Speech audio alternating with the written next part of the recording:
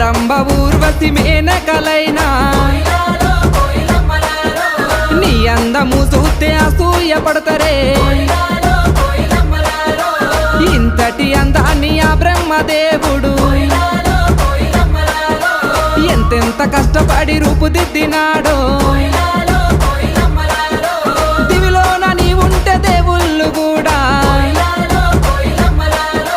నిన్ను చూసి ఆగరాని కిందికే పంపనేమో మల్లె చెట్టు కింద కూస్తున్నా మనసైనా ఓ ముద్దుకుమ్మా